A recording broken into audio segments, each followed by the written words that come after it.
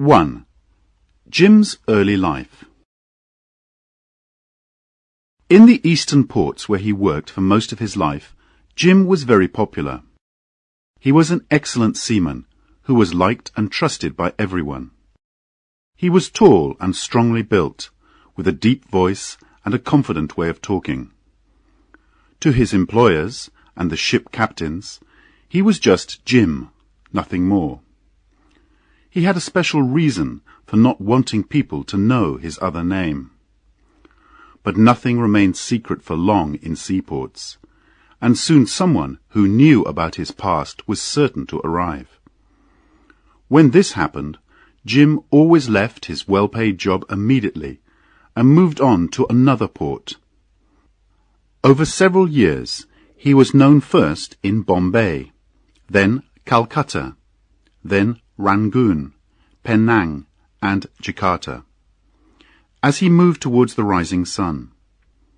Finally, when he could no longer bear this kind of life, he ran away from seaports and white men forever, hiding himself in the jungle, in a distant Malaysian village, far away from anyone who knew him. The natives of the village gave him an extra name. They called him Tuan Jim, or, as we would say, Lord Jim. Jim had spent his childhood in a comfortable, peaceful home in the southwest of England. His father was a vicar, a kind man who always did his duty, and who had no doubts about what was right or wrong. The family house was warm and welcoming, with plenty of room for Jim and his 4 older brothers to play in. Close to it, on a hill, was the small grey church, standing like a rock where it had stood for centuries. There had been vicars in Jim's family for 100 years, but one of his brothers had already shown an interest in the church, so his father had to find some other work for his youngest son. When Jim spent a whole summer reading sea stories, his father was delighted, and decided that Jim would join the merchant navy at once. He was sent to a training ship on a busy, wide river near London. There, 200 boys slept, ate, and worked together, learning everything a sailor needs to know. Because he was strong and quick and intelligent, he learnt fast, and was generally liked. The work seemed easy to him, and he was confident of his bravery in any danger. Sometimes, at night, he used to forget the crowd of noisy boys around him, and escape into his own dream world of sea stories. He saw himself swimming bravely through the waves to save passengers from sinking ships, fighting natives on lonely islands, and giving orders to frightened sailors to save their lives. He was always the brave man who did his duty, just like the heroes in the stories that he had read at home. One evening he heard a sudden shout. "Something's happened! On deck, all of you! Hurry!" He jumped to his feet and joined the other boys as they ran up onto the deck. It was a dark and stormy night. The wind was blowing strongly, and heavy rain was falling. Jim stood without moving, staring at the cruel black waves. Was it him that the storm wanted? What would it be like to fall into that cold water and drown? "Send the lifeboat out!" came the order. In the darkness, 2 small ships had crashed into each other, and there were distant voices crying for help. Boys ran past Jim, who still did not move. They jumped into the lifeboat and began to row as fast as they could towards the 2 damaged ships. "Row together, you young dogs!" shouted a voice from the boat, "if you want to save any lives!" Jim had now run to the side of the ship and was looking down. He felt a hand on his shoulder. "Too late, young man," said the captain. Jim looked up, disappointed. The captain smiled. "Better luck next time," he said. This will teach you to move quickly in an emergency." The lifeboat came dancing back through the waves, half full of water. The boys had saved 2 men, who now lay exhausted in the bottom of the boat. Jim no longer felt afraid of the sea. It seemed to him that he cared nothing for the storm. He would live through greater dangers than that, and would show the world how brave he was. That night he sat alone, while the boys, who had saved the 2 men's lives, told their excited friends the whole story. When they described the waves and the cold and the sinking ships, Jim felt angry. They were so proud of what they had done. He, too, had wanted to show his bravery, but perhaps it was better this way. He had learnt more from this experience than any of them. The next time a brave man was needed, he alone, he felt sure, would know how to fight the wind and the seas. And as the other boys talked and laughed together, Jim dreamed happily of the next adventure and his chance to prove himself. After 2 years of training, he went to sea. He made many voyages on many different ships, but surprisingly, there were no adventures. The sea had not yet tested him, or shown him the secret truth of his pretenses. However, although he was still very young, he soon became chief mate of a fine ship. Unfortunately, he was badly hurt during a storm at sea, and when the ship reached an eastern port, he was taken to hospital. His broken leg needed time to mend, and so he was left behind when his ship sailed away. Time passed slowly in the hospital, where the patients played cards and slept and told each other's stories. There were brightly coloured flowers in the gardens, and warm, soft air blew in through the open windows. The hospital was on a hill, and had an excellent view of the port, which was always busy, as it was on one of the main sea routes to the east. Jim felt wonderfully calm as he looked out every day at the ships like toys in the sea, with the endless blue of the eastern sky above, and the smiling peace of the eastern seas all around. As soon as he could walk, he left the hospital and started looking for a ship to take him back to England. While waiting, he naturally spent time with other European seamen in the port. Many of them had become lazy. They were used to the easy life of a white sailor in the East, and did not want to return to the bad weather, harder conditions, and more dangerous duties of the West. They talked, not of work, but of luck, and chance, and money. At first, Jim refused to listen to them, but soon he began to find these men strangely interesting.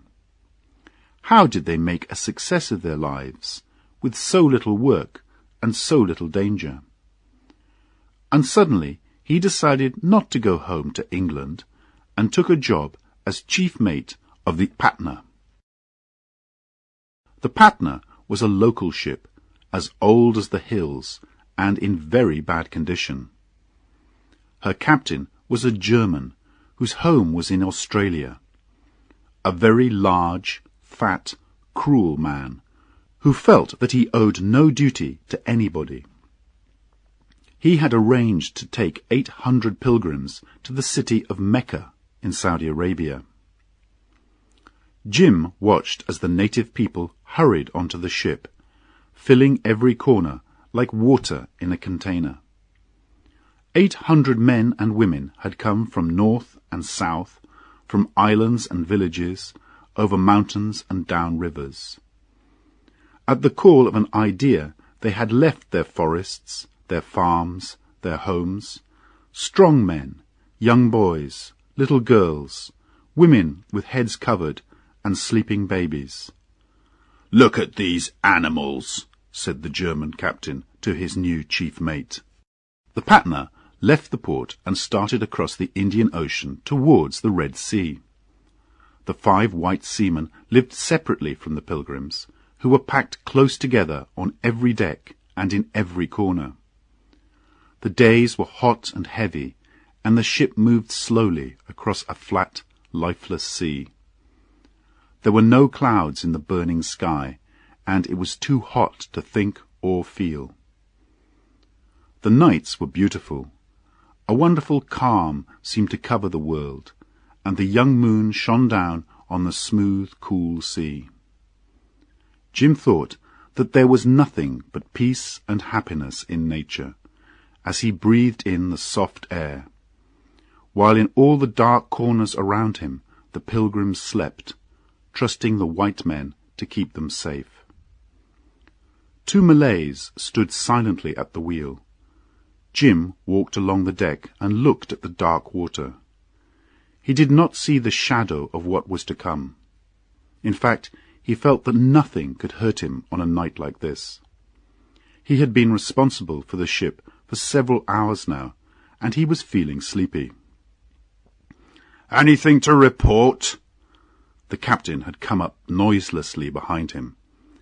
His face was red, with one eye half closed, the other staring and glassy. His fat body shook when he walked, and his clothes were dirty and unbuttoned.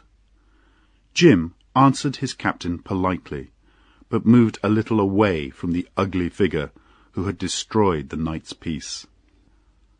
The ship continued to move smoothly over the flat sea. "You can't imagine how hot it is down below," said a voice. It was the young second engineer, who had come up on deck for some fresh air.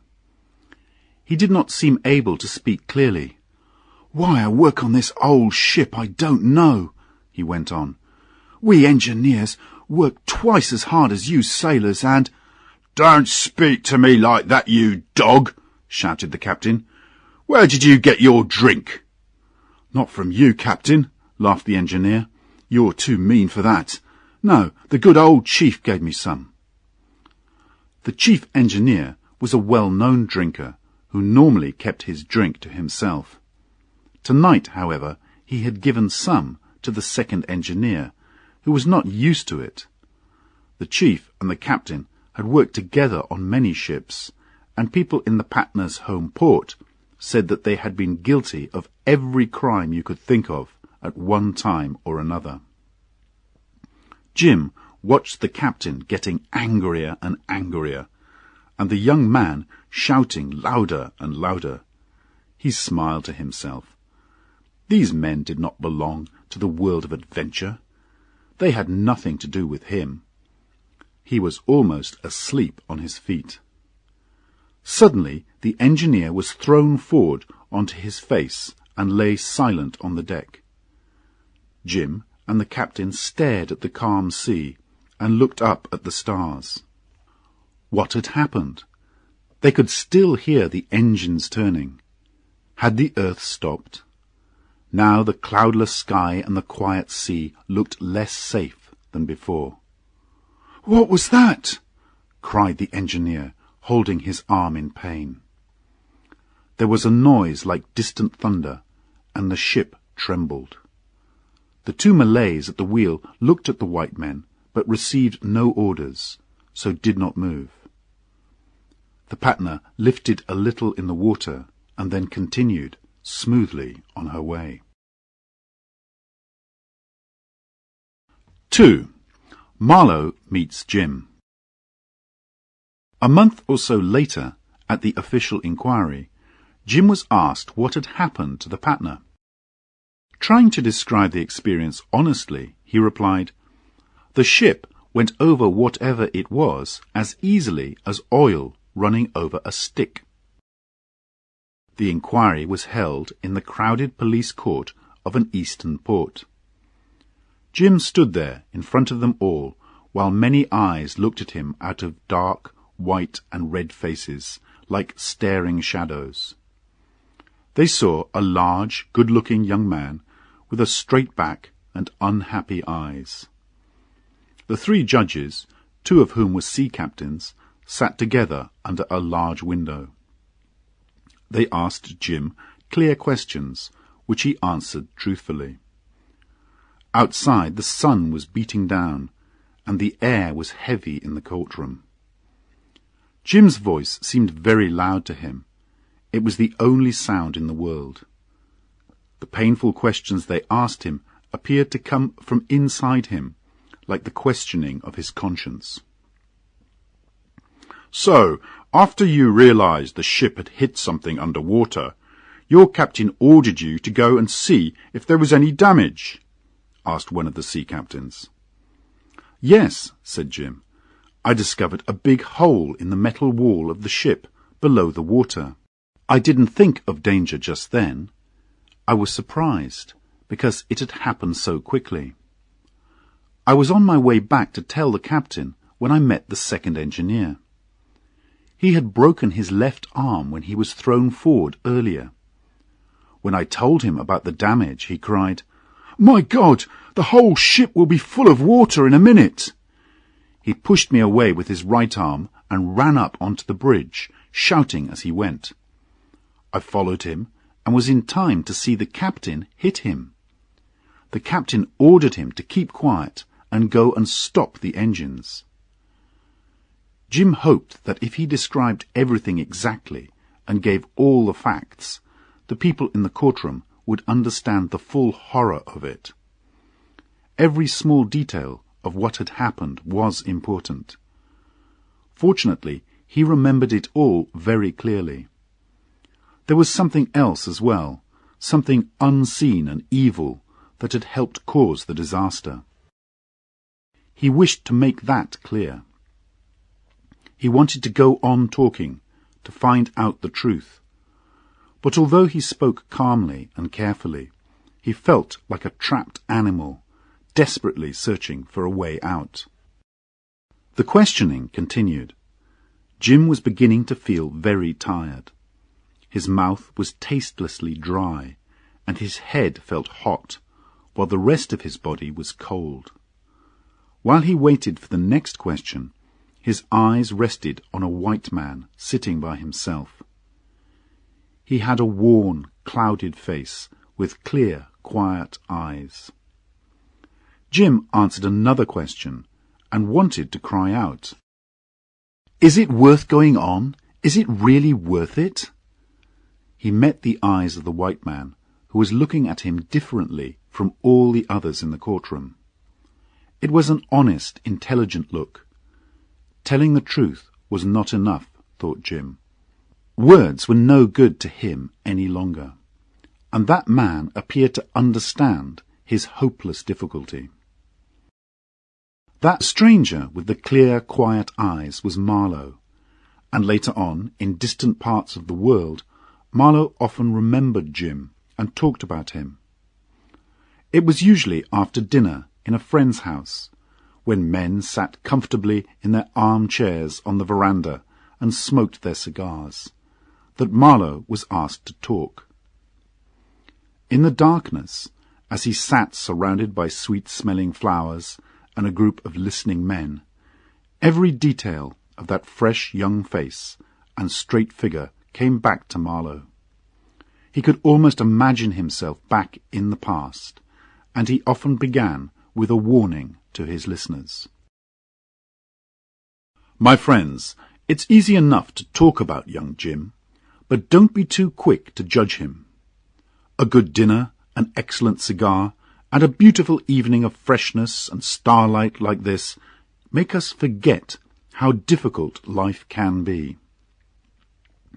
We all try to do what is right, but the best of us can take the wrong route occasionally. Yes, I was at the official inquiry and saw Jim there, but I had seen him before.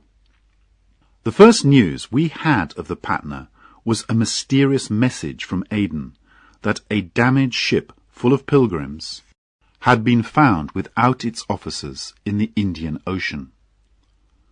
The whole waterfront, boatmen, natives, officials, clerks, talked of nothing else for 2 weeks. Then, one fine morning, I was standing near the port office when I saw 4 men walking towards me, and suddenly realized that they must be the missing officers from the Patna. I recognized the captain, a fat, ugly German, who was well known in all the eastern ports as an irresponsible and dishonest seaman. Behind him was the chief engineer, a tall, thin man, and the second engineer with a broken arm. The fourth was a young man with fair hair and square shoulders, who stood with his hands in his pockets, turning his back on the others. This was my first view of Jim, and I was strangely interested in him, because he looked so clean-faced, so strong, so brave. I felt almost angry. If a man who looks like that can go wrong, I thought, who can you trust? Captain Elliot was the chief port official in those days, and as soon as he realized the captain of the Patna had arrived, he sent for him. Elliot believed strongly in duty and responsibility, and didn't mind who he shouted at. Through the open windows of his office, we all heard what he thought of the Patna's captain, and in a very few moments the fat man came running angrily out of Elliot's office. He saw me looking at him and said, "That crazy Englishman in there called me a dog." I smiled. Dog was the politest word that had reached me. "But I don't care," he continued, his face purple with anger. "The Pacific is big, my friend. If you English take away my master's certificate, if you won't let me command a ship here, I'll go to Apia, to Honolulu. They know me there." I could easily imagine what kind of people knew him there. I looked over at the young man again, wanting to see him angry, unhappy, ashamed. But he looked completely unworried, and I couldn't understand it. I liked the look of him. He appeared to be that good, honest kind of man who is not interested in ideas, but who does his work well and lives his life bravely to the end. I've had my own ship for a long time now, and I've trained enough young sailors in my time to be able to judge whether you can trust a man or not. It worried me that perhaps I had made a mistake with Jim. Was there something missing in his character? What had made him act like that? The two engineers were now standing in front of their captain, but he turned away from them and hurried over to a horse and trap. He climbed in, shouted impatiently at the driver, and before anyone could do anything to stop him, the horse and trap disappeared in a cloud of dust. Where did he go? To Apia or Honolulu? Nobody ever saw him again. At the official inquiry, which took place a week later and lasted 3 days, Jim was the only one who was questioned. The captain had escaped, and both the engineers were in hospital. The one with the broken arm had a bad fever, and the chief engineer had been drinking brandy for 3 days and could no longer talk sensibly. In my opinion, the only truth worth knowing was not how, but why the officers had left the ship, and I realized the inquiry would not discover this. Judges are not paid to look into a man's soul, but only to see the results of his actions. One of the inquiry officials was Captain Brierly, known in all the eastern ports as a brave officer and an excellent seaman. Young, healthy, and successful, he seemed to be one of those lucky men who never make a mistake, and who therefore have a high opinion of themselves. We all thought nothing could touch him or his self-confidence. But we were wrong, because he killed himself a week after the inquiry. I think now that while the other two judges were questioning Jim, Brierly was holding his own silent inquiry, questioning himself. I think his conscience was accusing him of who knows what. It wasn't anything to do with money or drink or women, but at the end of it, he found himself guilty and drowned himself, leaving letters for his chief mate and the ship's owners. During the inquiry, I had a conversation with him, which I remember especially well, because of his sudden death only a few days later. He spoke to me at the end of the first day. "Don't you think it's stupid?" he asked me angrily. I looked at him in surprise. Brierly was normally very calm. "Why are we attacking that young man? Why should he eat all that dirt? Why doesn't he run away?" "He probably hasn't any money," I answered. "We should put an end to this now," Brierly continued. "This kind of thing destroys people's confidence in us seamen. I'll give you some money, Marlowe, and you talk to him. Tell him to leave. Give him another chance. People will forget about it very soon, and he can get on with his life. Of course, I can't suggest this to him myself, but you could." And so I saw, just for a moment, the real Brierly. Naturally, I refused to do what he wanted, because I didn't like the way he expected me to arrange Jim's escape, and because I thought it was brave of Jim to accept the blame. I certainly did not realize how important it was to Brierly, who was perhaps remembering some mistake in his own past. At the end of the second day of the inquiry, I was talking to someone I knew while leaving the courtroom. I noticed Jim's wide shoulders in front of us. My friend saw a yellow dog running between people's legs and said with a laugh, "Look at that miserable dog." I saw Jim turn round immediately. He stepped forward and stared at me. My friend reached the door and went out, and the crowd disappeared. Suddenly, Jim and I were alone, where there had been hundreds of people a few moments earlier. The building was strangely silent. "Did you speak to me?" asked Jim, very low. His face was darkening, and he looked violent. "No," I said, watching him. "You've made a mistake." "I won't let anyone call me names outside this court," he said. I could see that he was deeply angry, although he spoke so quietly. "But I really don't know what you mean," I said, trying hard to remember what I had said or done. "I'll soon show you I'm not a dog," he cried, moving towards me. Then finally I understood. "My God," I said, "you don't think I called you a—" "But I'm sure I heard someone say it," he replied. Silently, I showed him the corner of the building where the dog was sitting in the shadows. At first, he did not seem to understand. Then he looked surprised, and then ashamed. The red of his fair, sunburnt skin deepened suddenly from his neck right up to his hair. I felt very sorry for him. He had opened his soul to me and got nothing back. He turned and ran outside. I had to run fast to catch up with him and started a breathless conversation. By now his self-control had returned, and he apologized. "You see," he explained, "there are so many staring people in court who probably think what I thought you said.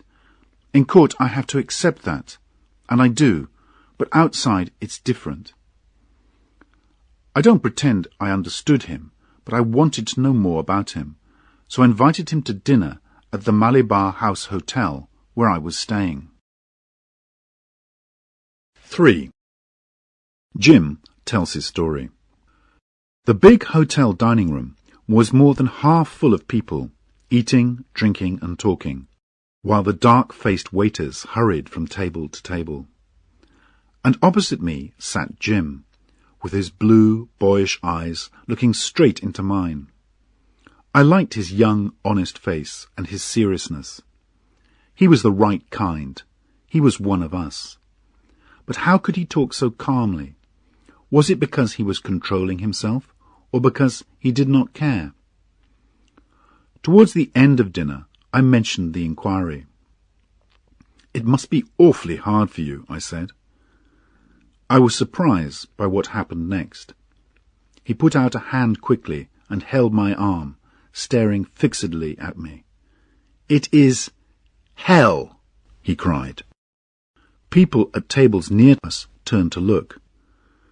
I stood up and we went outside to sit on the veranda with our coffee and cigars.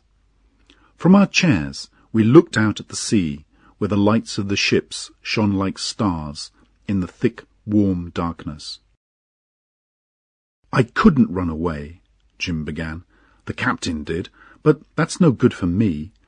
The others have got out of it too, but I couldn't, and I wouldn't. I can never go home now, you know. I'm sure my dear old dad has seen the story in the newspapers by now. I can never explain all this to the poor old man. He wouldn't understand." I looked up. I had the feeling he was extremely fond of his old dad, and I imagined how proud the country vicar had been of his sailor son. Jim went on. "Look, you mustn't think I'm like those others. You know, the captain and the engineers. What happened to me was different." I said nothing to agree or disagree with this, but I didn't know if he really believed what he was saying. "I don't know what I'll do after the inquiry. Nobody will employ me as an officer again. I haven't any money to go anywhere else. I'll have to get occasional work on a ship as an ordinary seaman." "Do you think you can?" I asked. I wanted to hurt him, to break his self-control. He jumped up and turned away, then came back and looked miserably down at me. "Why did you say that? You've been very kind to me. You didn't laugh when I—" Here his voice trembled. "Made that stupid mistake." Looking away from me, he stared into the darkness. "It's a question of being ready. I wasn't. Not then." And then, turning to me, "Look, I'd like to explain. I'd like somebody to understand. One person at least. You! Why not you? Ah, what a chance I missed! My God, what a chance I missed!" He was silent for a while, with a quiet, distant look in his eyes as he thought of that lost opportunity. I watched him moving into his own private world of heroic dreams and adventures. Ah, he was romantic. He was very far away from me, although his chair was only a metre away from mine. Suddenly I saw from his delighted expression that he had reached the heart of his impossible world and come to the end of his perfect dream. His young face wore a smile that your faces will never wear, my friends, nor mine either. I brought him roughly back to the present by saying, "You missed a chance when you left the ship, you mean?" He turned quickly towards me, his dream broken and his eyes suddenly full of pain. "You see," he said after a moment, "the hole in the side of the ship was so big, a piece of metal as big as my hand fell off while I was looking at it." "That made you feel bad?" I said. "Do you suppose I was thinking of myself? There were 800 people on that ship and only 7 boats. I expected to see the hole widen and the water flow over them as they lay sleeping. What could I do?" He passed a hand over his head. "The captain has sent me to check the damage again. At first I wanted to wake all the passengers up, but my mouth was too dry and I couldn't speak. I felt completely helpless. When I looked at the unconscious sleepers around me, I saw dead men. Nothing could save them. There was no time. I could not repair the damage, and I could not save 800 people in 7 boats. I saw, as clearly as I see you now, that there was nothing I could do. It seemed to take all the life out of my body. I just stood there and waited. Do you think I'm afraid of death?" He banged his hand angrily on the table so that the coffee cups danced. "My God, I tell you I am not." He was not afraid of death, perhaps, but, my friends, I'll tell you what he was afraid of: the emergency. He was able to imagine only too well all the horrors of the end: water filling the ship, people screaming, boats sinking, all the terrible details of a disaster at sea. I think he was ready to die, but I suspect he wanted to die quietly, peacefully. Not many men are prepared to continue their fight to the end when they find themselves losing to a much stronger enemy, like the sea. The engines had stopped, and it seemed very quiet on the ship, he went on. I ran back up to the bridge and found the captain and the 2 engineers trying to lower one of the ship's boats down into the sea. "Quick!" the captain whispered to me. "Help us, man!" "Aren't you going to do something?" I asked. "Yes, I'm going to get away," he said over his shoulder. I didn't understand then what he meant. The 3 of them were desperately pulling and pushing at the boat and calling each other's names, but something was wrong with the ropes, and the boat wouldn't move. I stood away from them, watching the sea, black and calm and deadly. My head was full of ideas, and I was thinking hard, but I couldn't see any chance of survival for us. You think I'm a coward because I just stood there, but what would you do? You can't tell. Nobody can. I needed time. He was breathing quickly. He was not speaking to me, but seemed to be on trial in front of an unseen judge who was responsible for his soul. This was a matter too difficult for the court of inquiry to decide. It was about the true nature of life, about light and darkness, truth and lies, good and evil. As he spoke, his eyes shone. Ever since I was a boy, I've been preparing myself for difficulties and danger. I was ready, I tell you, ready for anything, but... And the light went out of his face. This was so unexpected. Well, I'll tell you the rest. As I was standing there on the bridge, the 2nd engineer ran up and begged me to help them. I pushed him away. In fact, I hit him. "Won't you save your own life, you coward?" he cried. "Coward? That's what he called me." Jim threw himself back in his chair and laughed loudly. I had never heard anything as bitter as that noise. All around us on the veranda, conversation stopped. People stared at him. After a while, he continued with his story. "I was saying to the patna, 'Sink! Go on, sink!' I wanted it to finish. Then, in the sky, I saw a big black thundercloud coming towards us, and I knew the ship couldn't survive a storm. I saw that George, the 3rd engineer, had now joined the other 3, who were still trying to get the boat lowered. Suddenly, George fell backwards and lay without moving on the deck. He was dead. Heart trouble, I think. And just then there was a loud crash as the captain and the 2 others managed to get the boat down into the water. They were in the boat, and I could hear them shouting from below, "Jump, George, jump!" Jim trembled a little, and then sat very still as he relived the awful moment. There were 800 living people on that ship, and they were shouting for the one dead man to jump. "Jump, George, we'll catch you!" I felt the ship move. I thought she was going down, under me. Jim put his hand to his head again and paused for a moment. "I had jumped, it seems," he added.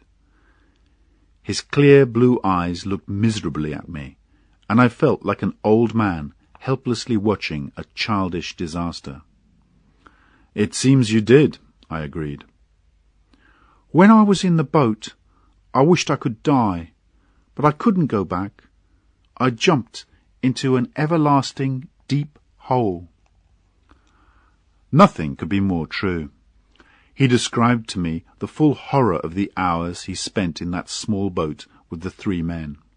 They called him evil names, angrily accused him of killing George, even talked of throwing him out of the boat. "I didn't care what happened to me," Jim went on. I wondered if I would go crazy or kill myself. You see, I had saved my own life, while everything that was important to me had sunk with the ship in the night. We were certain the ship had sunk, you know. As we rowed away, we couldn't hear any cries or see her lights. The captain said we were lucky to survive, and I decided not to kill myself. The right thing was to go on. Wait for another chance. Test myself. After a long silence, he continued. Another ship picked us up the next day. The captain and the others pretended we had tried to save the passengers, but the Patna had sunk too fast. The story didn't matter to me. I had jumped, hadn't I? That's what I had to live with. It was like cheating the dead. And there were no dead, I said. He turned away from me at that. I knew that a French ship had found the Patna sailing out of control. The captain had put several of his officers on board, and they sailed her to the nearest port, Aden.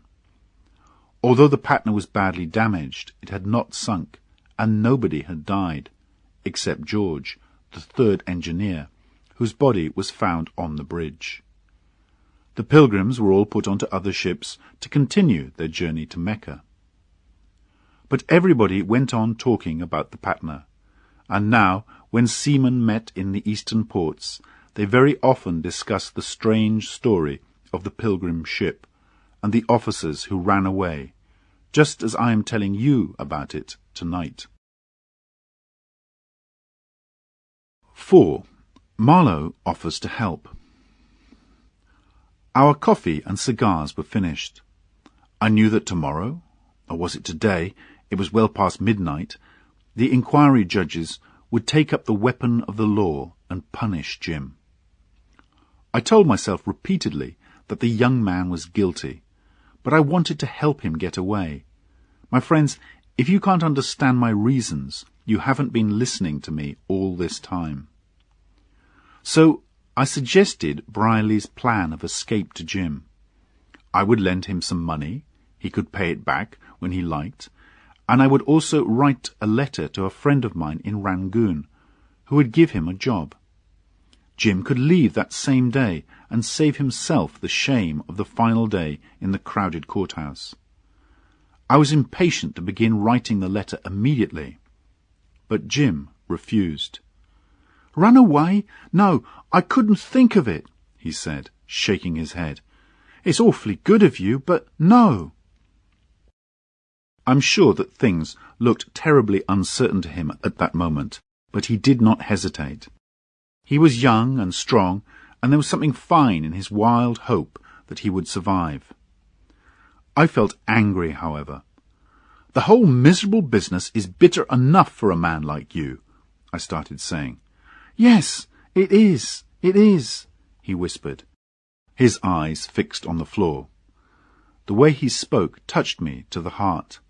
"The captain escaped. The others went to hospital. They all got away." He waved them scornfully away with his hand. "But I've got to accept this thing. I'm not going to avoid any of it." "Oh, really, my dear man," I said crossly. "You don't understand," he replied, looking straight into my eyes. "I jumped, but I don't run away." Neither of us knew how to continue the conversation. I stood up at last, saying, "I had no idea it was so late." "I expect you've had enough of this," he said, "and to tell you the truth, so have I." Well, he had refused my offer of help, and he was ready to go now. Outside, the night was waiting for him, quietly and dangerously. For a few seconds we stood together silently. "What will you do after, I asked very low. "Go to hell, probably," he replied.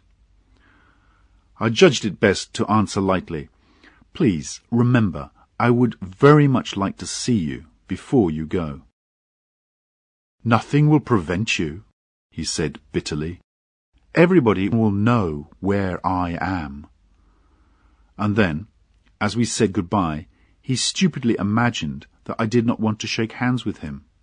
First he offered his hand, then pulled back, then hesitated, then It was too awful for words. I had to shout at him, "Jim, shake hands with me, man!" Finally, it was over, and he disappeared into the night. I heard his heavy footsteps. He was running, with nowhere to go to, and he was only 23. Next morning, the last day of the inquiry, I was in court again. It was really very wrong of me, because my chief mate was expecting me to visit my ship, but I had to know what would happen to Jim. Outside, the streets were full of colour and bright sunshine, but the courtroom was dark and airless. Jim stood there, pink and fair and serious, while the judge spoke. "This court has decided that the officers of the Patna, who were responsible for all the ship's passengers, were guilty of forgetting their clear duty when they left the ship in the moment of danger. The court has therefore decided to take away the master certificates of the captain and chief mate." The room was silent. Then people started to leave. I saw Jim, his face as black as thunder, walking out slowly and a little uncertainly. As I was watching him, a man called Chester spoke to me. I knew him a little. He was a West Australian who normally traded in the Pacific, but had come here looking for a cheap ship to buy. He watched Jim walking away. "That young man's no good, is he?" he said. "But I can give him a job. I've discovered a guano island among the Walpo rocks, which is going to make me rich. It's rocky and a little bit dangerous to land there. I can't get anybody to take the job, but I need a man to do the work there for me. I don't care if he's a bit of a coward or hasn't got his certificate. He'll have 40 natives to collect the guano, and I'll give him a couple of guns, of course. You could persuade him to take the job, Marlowe, couldn't you?" I stared at him in horror. I knew the place he was talking about. There was no water on the island, and very little rain fell there. I had a sudden picture of Jim on the shadowless rock, up to his knees in guano, with the screams of seabirds in his ears, and the sun beating down on his head. "I wouldn't advise my worst enemy to accept your offer," I said scornfully. "It's just the job for him," Chester smiled unpleasantly. "I can promise the island wouldn't sink under him. I believe he's a bit sensitive on that question." "Good morning," I said sharply, and walked away, leaving him staring angrily after me. I hurried down to the waterside and found Jim looking miserably at the sea. He didn't hear me come up, but turned quickly when I touched his shoulder. He followed me back to the hotel obediently. I realized that he had nowhere in the whole world where he could be alone with his suffering. He spent the rest of the day in my room, where he stood looking out on the veranda, while I sat at my desk, busily writing letters. We did not speak to each other. I wrote all the letters I owed people, and then I wrote to people who would certainly be surprised to receive a letter from me. It became dark, and still I went on writing. It was clear that he was very unhappy. Occasionally I saw his strong shoulders shaking, and I was glad his family could not see him like that. Suddenly, with a crash, he pushed open the glass door onto the veranda and stepped out into the blackness, standing there like a lonely figure by a dark and hopeless sea. I began to think he was taking it all too seriously. Should I persuade him to accept Chester's offer? I knew there was nothing except myself between him and the dark sea. But I said nothing. The time was coming when I would hear him described as a hero. It's true, I tell you. Towards the end he found honour and a perfect happiness in the Malaysian jungle. When I saw him for the last time, a few years later, he was completely in control. Strong and successful, loved and trusted by the natives of Patusan. But that is not the way I remember him. I shall always see his lonely, shaking figure on that hotel veranda, suffering in the darkness. A crash of thunder made me lift my head, and lightning suddenly lit up the night. A few moments later, we were in the middle of a storm, with an angry wind shaking the windows. He stepped inside, closing the door behind him. "Well, that's over," he said, sounding almost normal. This encouraged me to look up at him. "I think I'm all right now," he went on. "Thank you for letting me here in your room. Nowhere else to go." The rain was falling heavily on the veranda by now. "Well, goodbye," he said, and turned to go. "Wait! Come back!" I cried. "Look, let me help you." "You can't," he replied miserably. "I can't take money." "It's not money I'm offering you," I answered angrily. "Look at this letter I'm writing. It's to a man I know well, asking him to give you work. I would only do this for a good friend. Just think about that." His face changed in a moment. "My God!"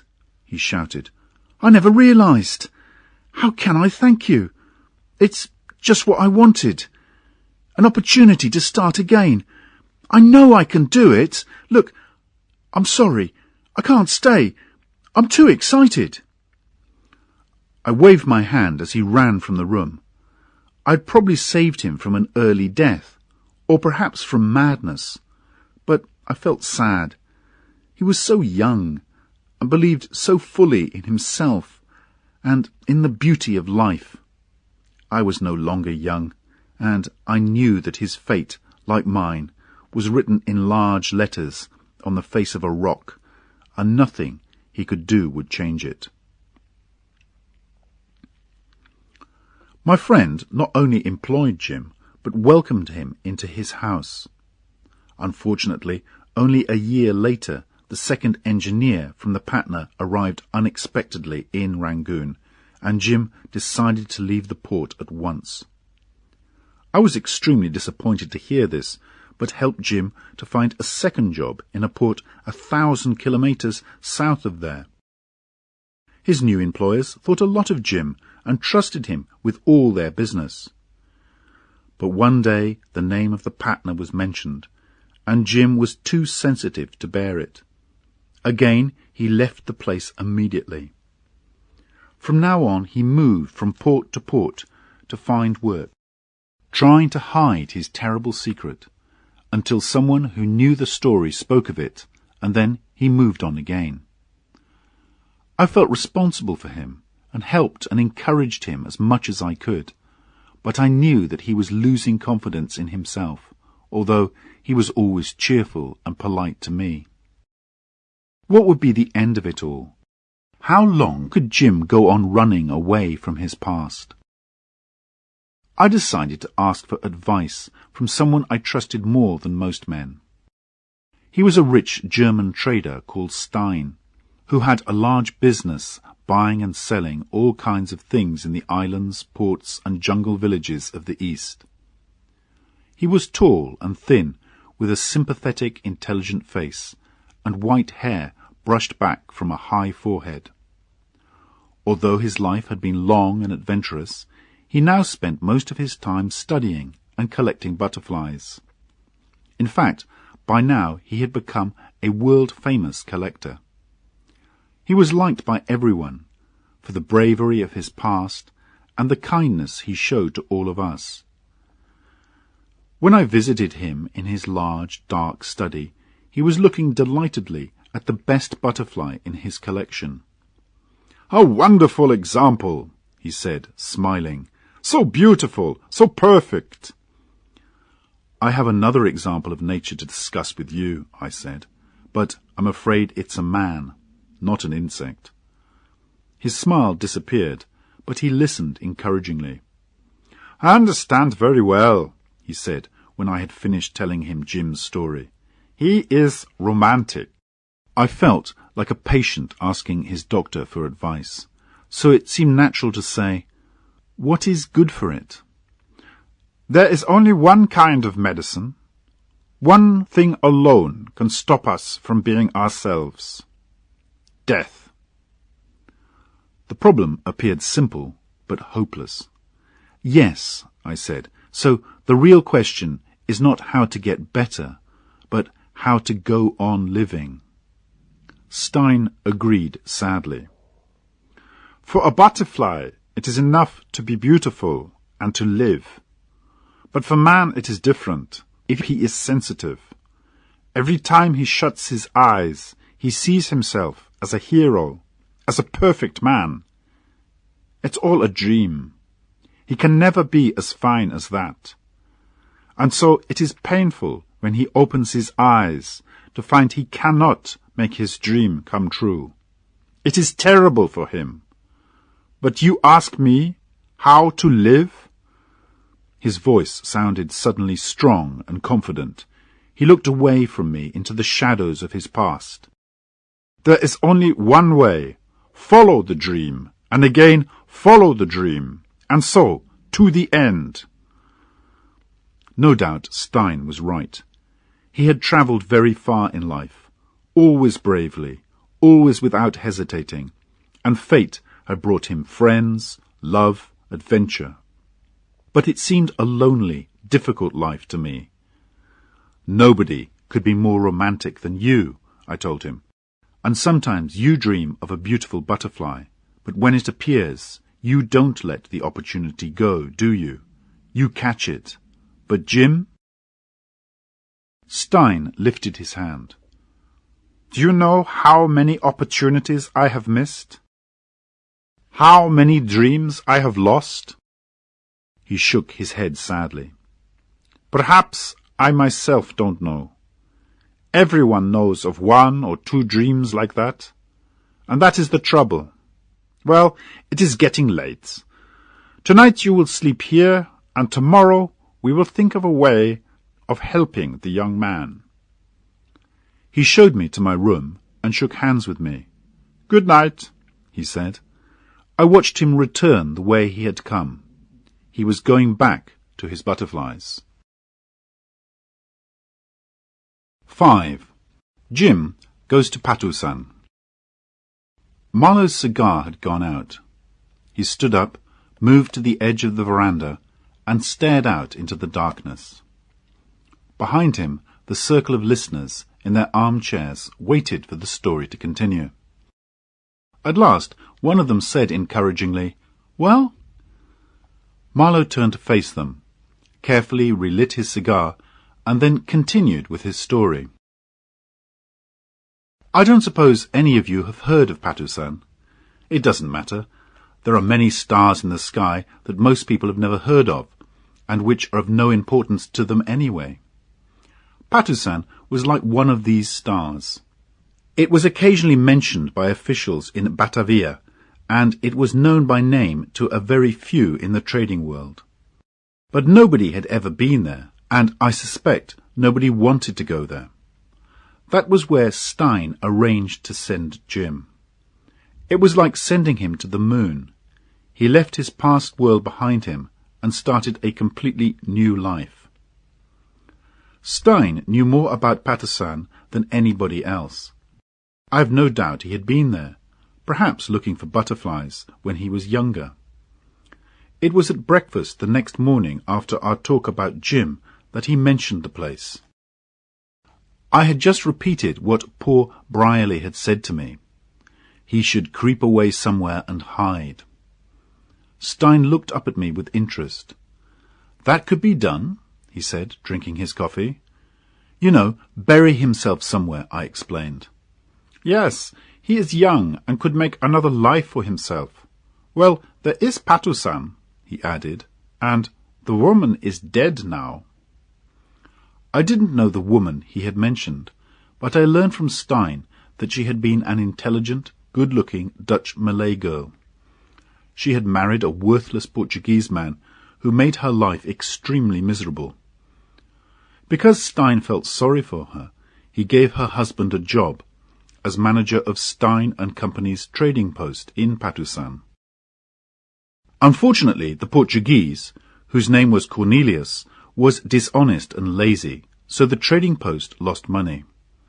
Now that the woman had died, Stein wanted to replace Cornelius, and he generously suggested offering the job to Jim. "There may be some difficulty with Cornelius," said Stein. "He'll be angry with Jim for taking his job. I don't think he'll want to leave Patusan, so he may cause trouble. But that has nothing to do with me. As he has a daughter, I think I shall let him keep the house he is living in, if he wants to stay." Patusan is an area of deep jungle, far up the river, about 60 kilometers from the sea. There is a native village of the same name. Behind the roofs of the native houses you can see the forest, and behind that there are two steep hills very close together, separated by a narrow valley. I saw all this later when I visited Jim in Patusan. We were standing outside the very fine house that he had built for himself, on a warm, silent evening, watching an almost full moon rise behind the black hills. Red and round and nearly perfect, it sailed slowly upwards between the sides of the valley, finally moving away above the hilltops, like a soul escaping from a buried body. "Wonderful effect," said Jim by my side. "Worth seeing, isn't it?" He spoke proudly, and that made me smile. Did he feel he could control even the movements of the moon? He was in control of so many things in Patusan, things that had once seemed as far beyond his control as the moon and the stars. But Stein and I had no idea of this when we talked about sending him to Patusan. We both wanted to get him away from himself rather than anyone else. We knew he would be safer in a quiet, lonely place, with nobody who knew or cared about his past. I must tell you, however, that I had another reason for sending him away. I was about to go home to England for a while, and I think I wanted, more than I myself realized at the time, to be free of him. Do you understand? Before I left, I was going home, and he had come to me from there, with his miserable trouble and his shadowy dreams, like a man carrying something heavy on his tired shoulders in a thick mist. I cannot say I had ever seen him clearly, right up to the day when I had my last view of him. But the less I understood him, the closer I felt to him. After all, I did not know much more about myself. And then, I repeat, I was going home, to that distant place we all come from. We, the famous and the unknown, travel in our thousands all over the world, earning beyond the seas our good name, our fortune, or perhaps just enough bread for that day. But when we go home, we meet again our friends, our family, and others, those whom we obey and those whom we love. More than that, we have to meet the soul of the country that lives in its air, in its valleys, in its rivers and its trees, a wordless friend and judge. To breathe in the peace of home, to be happy there, I think we have to return with a clear conscience. I know that Jim felt something of this. He would never go home now. Never. He could not bear the idea of it. And so, like a much older brother, I felt responsible for Jim. I was worried about what would happen to him. For example, he could start drinking. The world is small, and I was afraid of meeting him one day in a foreign port, a red-eyed, dirty drunk, asking to borrow $5 from me. You know how often that happens. When you can only just recognize a sadly changed figure from the past, who reappears in your life for a moment. That seemed the worst danger I could see for him or for me, but I knew I had no imagination, and Jim had plenty. People with imagination often go further than others in life, for good or evil. How could I tell what Jim would do? You see, I'm telling you so much about my fears for him because there is not much of the story left. I hear you ask, was I right to be afraid for him? I won't say. Perhaps you can decide better than I can. Anyway, Jim did not go wrong. Not at all. In fact, he developed wonderfully and lived his life bravely and honestly to the end. I ought to be delighted because I was closely involved in his success. But somehow I am not as pleased as I expected to be. I ask myself if he really managed to carry himself out of that mist in which I had seen him. And another thing, the last word has not been said, will probably never be said. Our lives are too short for anyone to judge us fully, and we ourselves never have time to say our last word, the last word of our love, our trust, our sadness, our guilt, our fight against the darkness. I won't tell you much more about Jim. In my opinion, he reached greatness, but you may see it differently. My words may not be enough to persuade you, as I'm afraid you people think more of your bodies than your imaginations. I don't want to be rude. It is sensible to have no dreams, and safe, and useful, and boring. But surely, my friends, you too have known, once in your time, the brightness of life, the fire that burns in you so strongly and unexpectedly, then, too soon, disappears. Jim's fame never reached the outside world, of course, from a place so lonely and far from anywhere. At one time, Patusan was famous for its pepper, and in the 17th century, Dutch and English traders travelled far through the jungle in their desperate search for this valuable plant. These heroic adventurers did not care about disease, hunger, or death. Some of them left their bones whitening in a distant land, so that companies at home could make fortunes selling pepper.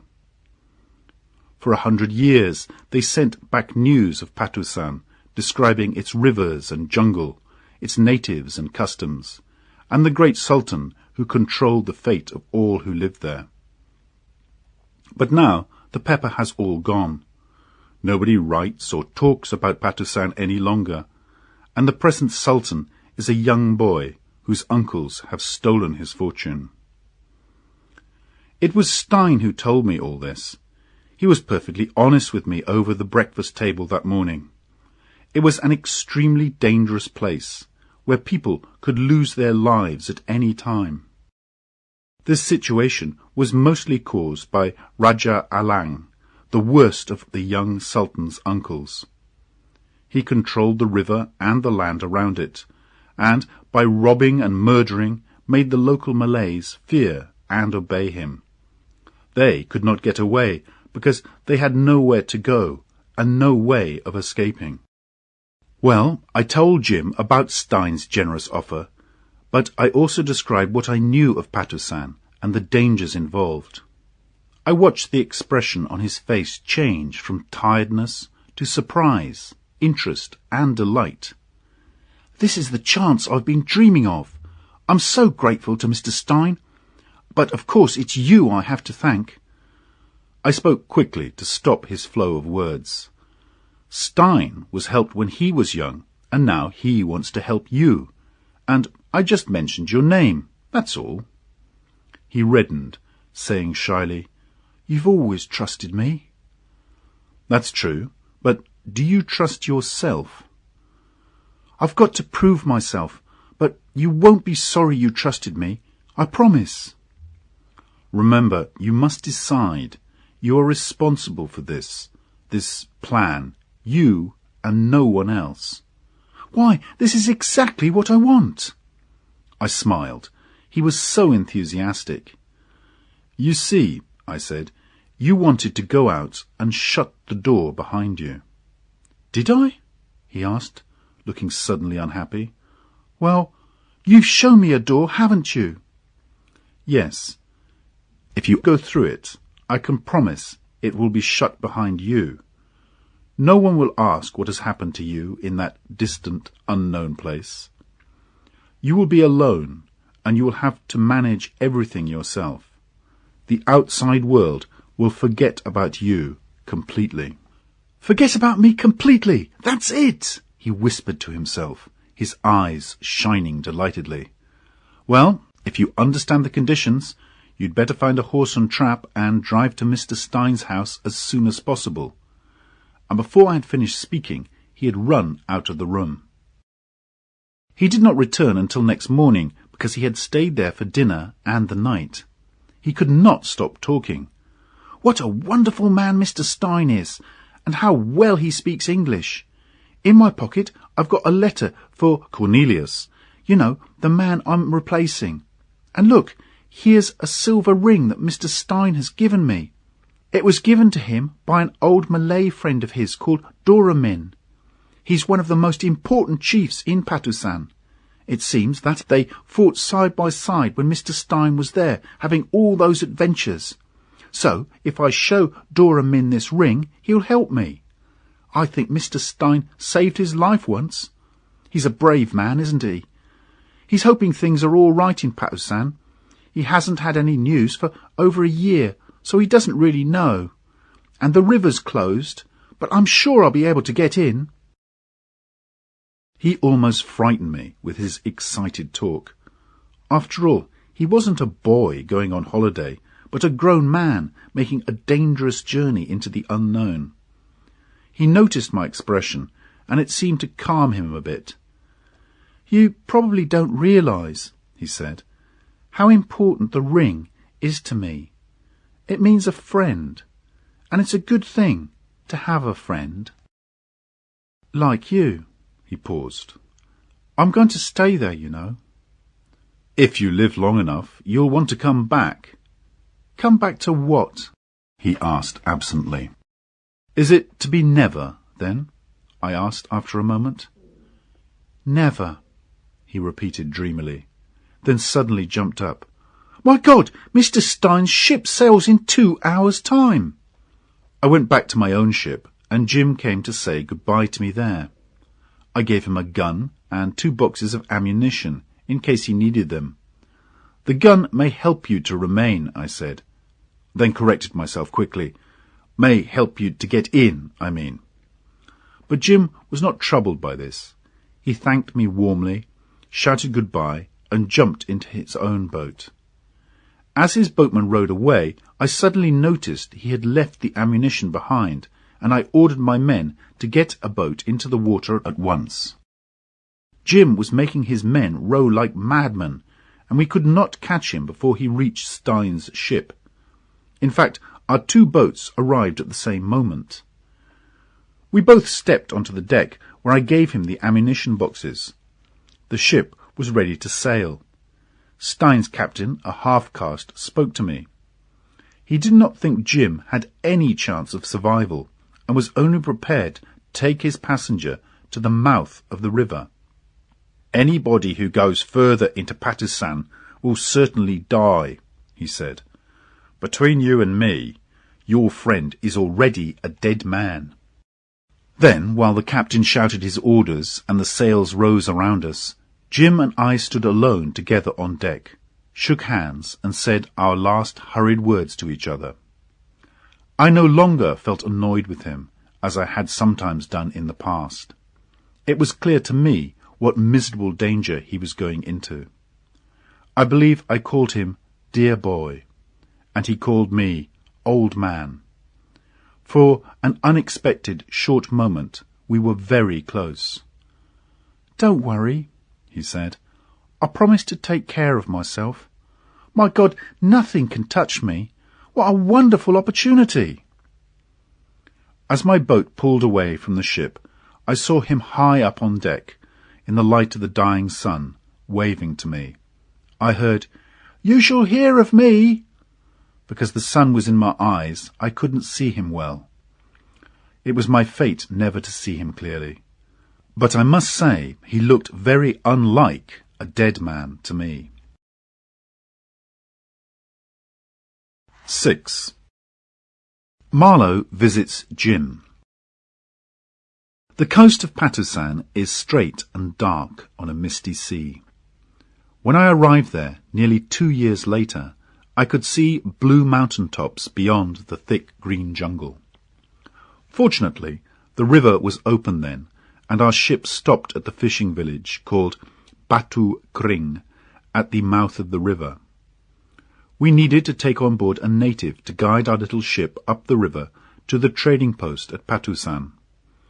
The man who agreed to come with us was the chief or headman of the village. He talked confidently to me, only the second white man he had ever seen, and most of his talk was about the first white man he had ever seen. He called him Tuan Jim and spoke of him with great respect. I thought of Jim's last words to me, "You shall hear of me." It was perfectly true. I was hearing of him. At first, the headman told me, the natives had been very frightened of the lonely, white-uniformed figure who had arrived so unexpectedly, and who gave them orders. He wanted them to take him by boat to the trading post immediately. They were afraid Raja Alang would be angry with them if they obeyed the stranger, but they were in greater fear of the white man's anger. After a lot of whispering among themselves, they decided that 3 of them would take Jim up the river by canoe. That is how Jim entered the country where he became known and respected, from the blue mountains beyond the jungle to the white tops of the waves on the coast. Behind him were the waves of the sea, endlessly rising and sinking, and ahead of him were the immovable forests, reaching up towards the sunshine, but as dark and shadowy as life itself. And his opportunity sat waiting by his side, like an Eastern bride hiding her lovely face from her future husband. But Jim told me later that he had never in his life felt so miserable and tired as in that canoe. He sat there with his back straight and the sun beating down on his head, holding the gun I had given him. He felt almost sick with worry and the heat. As soon as the canoe reached the trading post, the 3 boatmen jumped out and ran off into the trees. Jim saw a stockade with high wooden posts on his left, and some native houses further away. He jumped out too, and at first seemed to be alone. But then a gate in the stockade was thrown open, and a lot of Malays ran towards him. At the same time, a boat full of men with weapons appeared on the river, so that he could not escape in the now empty canoe. There was no way out. The boatman had handed him over to the Raja's men. Luckily, there was no ammunition in my gun, Jim told me, so I didn't try to kill anyone, and they didn't hurt me. I just asked them what they wanted. They didn't know what to say. Finally, a servant ran up to say the Raja wanted to see me. "All right," I said, "I want to see him too." And I simply walked in through the gate. And do you know the best thing about it? I'll tell you. It was lucky for them that they didn't kill me. He was speaking to me in front of his house on that first evening of my visit, after we had watched the moon move away over the hills, like a soul rising from a dead body. Moonlight is confusing and mysterious. It makes real things look shadowy, and shadows look real. But Jim, by my side, seemed very strong. Not even moonlight could make him look shadowy to me. Perhaps, indeed, nothing could touch him, since he had survived his fight with evil. All was silent. All was still in this lost corner of the world. The silvery grey houses crowding along the wide, shining river seemed like a line of ghostly animals pushing forward to drink from the lifeless water. Here and there a warm red light shone through the thin house walls where human beings ate and talked and rested. "You know," Jim said to me, "I often watch those little lights go out one by one. I love seeing people go to sleep under my eyes, safe and happy, with no fears for tomorrow. Peaceful here, isn't it? Ask any man, woman or child here if they trust me." He paused and spoke with deep meaning. "Well, now I know I'm all right anyway." So you found that out at last, I replied. I was always sure you were. Were you? He touched my arm lightly. Well then, you were right. My God, just think what it means to me. How could I ever leave here? And after what you tell me of Mr. Stein's offer? Leaving? It will be harder than dying.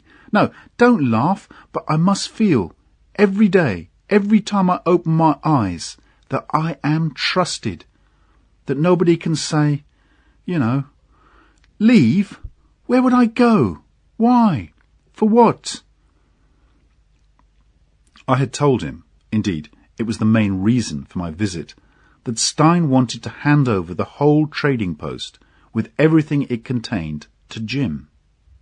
At first, Jim had refused to accept this generous offer, but I had made him realize that he had earned it. Stein is only giving you what you have made for yourself, I had told him. And Jim had to give in, because all his successes, the trust, the fame, the love, all these things, which had given him control over his life and fate, had also made him a prisoner. He looked with an owner's eye at the land and its people, but it was they who owned him, to the last breath in his body.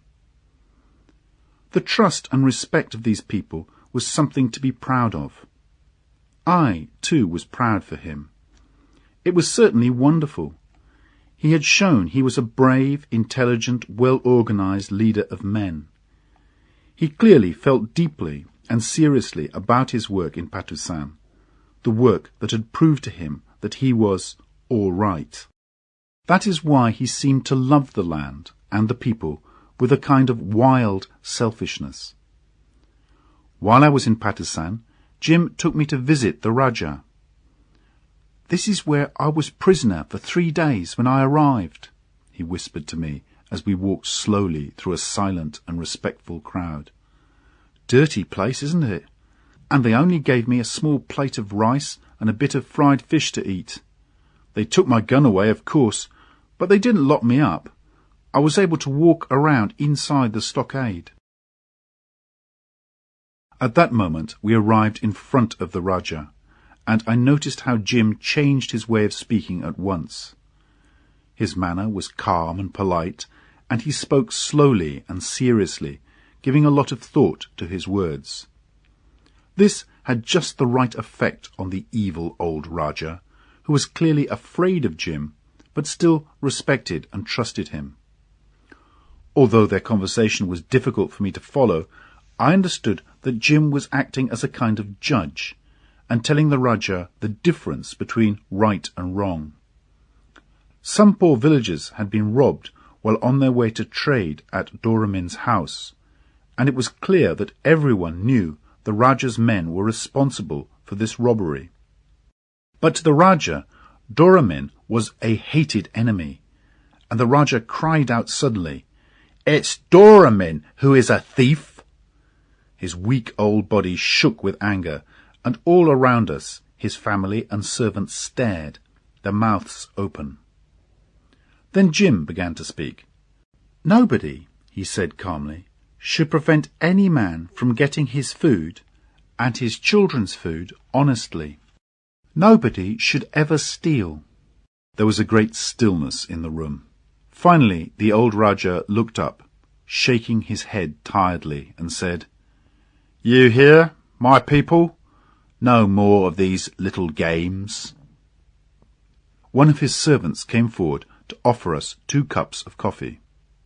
"You needn't drink," Jim whispered quickly to me. I didn't understand what he meant at first, but just watched him as he drank. Then I realized and felt extremely annoyed. "Why the hell do you put me in danger like this?" I whispered back to him, smiling pleasantly all the time. I drank the coffee, of course. I couldn't avoid doing that, and we left soon afterwards. "I'm very sorry about that," said Jim quietly to me as we walked back to our boat. "I really don't think he would try to poison us. Personally, I never think about it. You see, if I want to do any good here, I have to show I don't care about the danger." Many people trust me to do that. For them. But anyone can see he's afraid of you, I said crossly, all the time watching for the first sign of stomach pain. That's just it. He's probably afraid of me because I'm not afraid of his coffee. He pointed to part of the stockade, where the tops of several posts were broken. Look, that's where I jumped over, on my 3rd day as a prisoner. The Rajah and his advisers had spent all the time since my arrival trying to decide what to do with me, and I had just been waiting for something to happen. But suddenly I realized what extreme danger I was in, so I just ran at the stockade and flew over it like a bird. I picked myself up on the other side and ran as fast as I could towards the village houses, about 400 meters away. Behind me I could hear shouting as the Rajah's men started to follow me. Ahead of me was a creek.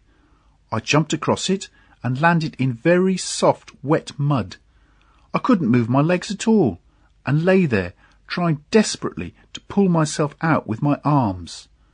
The mud came right up to my chin, and as I dug wildly, I thought I was burying myself even deeper. I was becoming exhausted, but I made one last great attempt, and at last felt myself creeping weakly out of the mud on the other side of the creek. Think of me, muddy and alone in that terrible place, with no friends or anyone to help me. I ran through the village.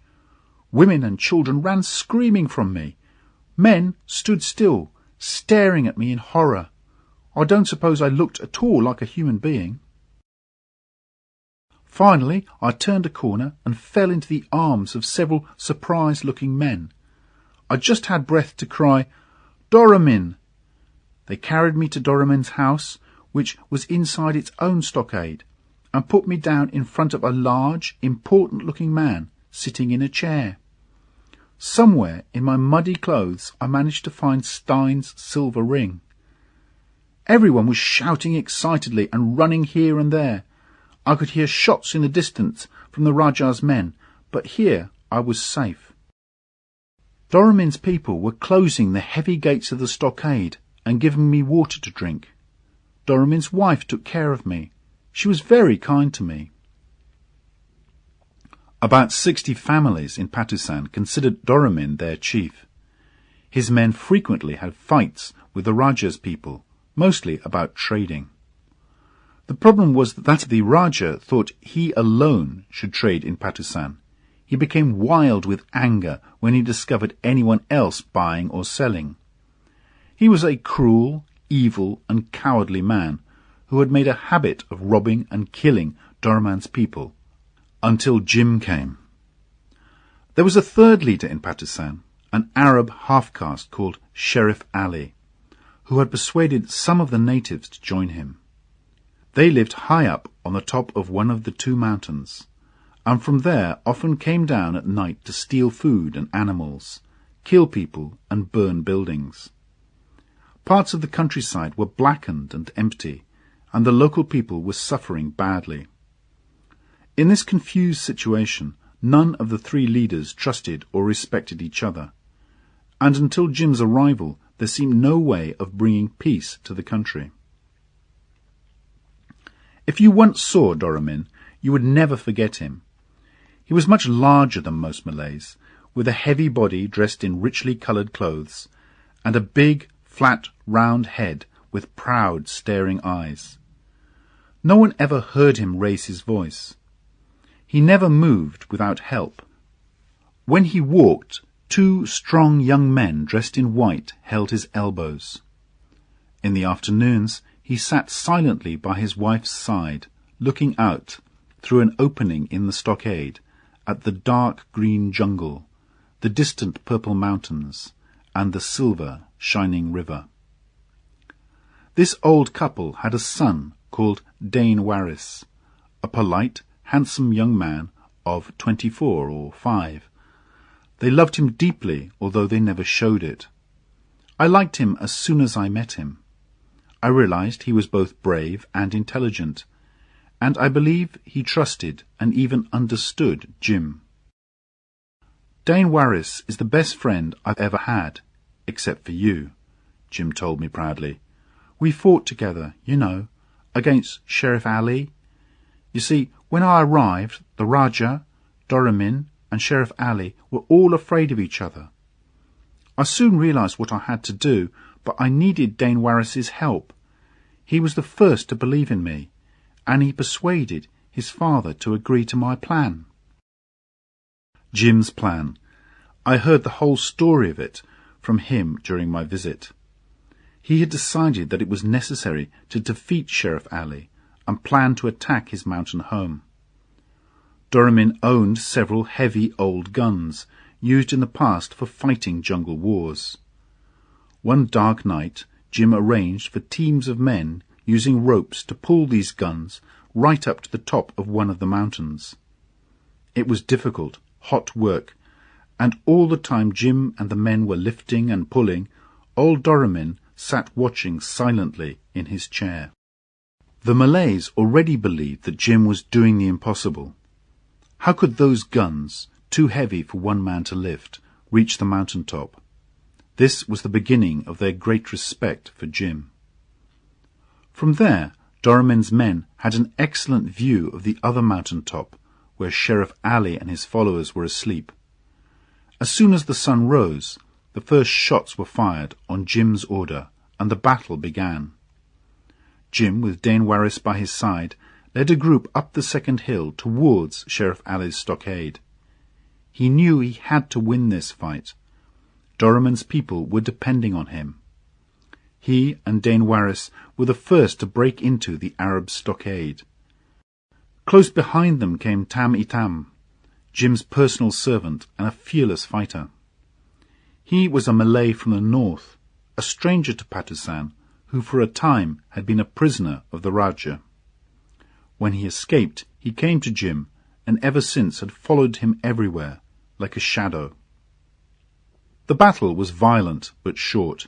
The stockade was burnt down, and Sheriff Ali and his men were defeated. Some were dead, but most of them were chased away into the jungle. When this wonderful news reached the village, people were delighted. They ran in and out of their houses, shouting, singing, and laughing excitedly. Of course, Jim was delighted too. He had succeeded in doing what he had promised, and now he could believe in himself again. I can't tell you how completely lonely he appeared to me, but somehow his loneliness added to his greatness. He seemed to be one of those men who can only be measured by their greatness of their fame, and his fame, remember, was the greatest thing for many a day's journey around, even beyond the jungle. His word was the one truth of every passing day, and reports of his fame travelled far and wide, heard on the lips of whispering men, full of wonder and mystery. No one ever saw Sheriff Ali again, and when some of his men crept back from the jungle later, it was Jim, advised by Dane Warris, who chose a headman from among them. The Rajah was afraid that Jim would attack him too. He could lose his land, his money, his women, his servants, and therefore he behaved very carefully. So Jim found himself in complete control of one of the most dangerous corners of the world. Old Doramin, however, had a secret wish. He wanted to see his son take the Rajah's place one day, and just before I left, he spoke to me about it. "Of course, Tuan Jim knows best," he said, "but if I could only have a promise. I worry about the future of our country. You see, the land is always here, but white men come and go. One day, this white man too will—" "No, no," I replied quickly, without thinking. "He won't go." Doramin looked into my face. "That is good news indeed," he answered calmly. "But why do you say that?" And his wife, a small, thin, motherly woman, asked sadly, "Why did he travel so far away from his home? Has he no family, no old mother who will always remember his face?" I could not answer. Strangely enough, that evening, my last in Patusan, I was asked the same question, again. 7. Jim in love and in danger. This brings me to the story of his love. Remember the unspeakably awful Cornelius? I saw him and spoke to him myself, as he crept around Patusan with evil in his heart and lying promises on his lips. How his poor wife had come to marry him is a mystery to me. I do not know, either, what had happened to her daughter's father, who was not Cornelius. The fact remains that she already had her daughter when she married the Portuguese. Bitterly disappointed with his life, he seemed to hate the woman and her child, and behaved very badly to both of them. The two women lived very lonely lives at the trading post, with no other friends or companions. When the older woman died, a short time before Jim's arrival, the daughter was lonelier than ever. Jim decided to leave Doramin's place after only a few days there, and move into the house at the trading post where Cornelius and the girl lived. Although Doramin warned him this would be dangerous, Jim felt it was his duty to take care of Stein's business. At first Cornelius pretended to be delighted that Jim was staying with him, but he soon showed his real character. Jim realized that Cornelius had been stealing from Stein at every opportunity. There seemed to be almost nothing left of the business, and some of the papers were missing. It was miserable there, Jim told me. Cornelius was too mean to give me any regular meals. And then I heard the Raja was planning to murder me. Pleasant, wasn't it?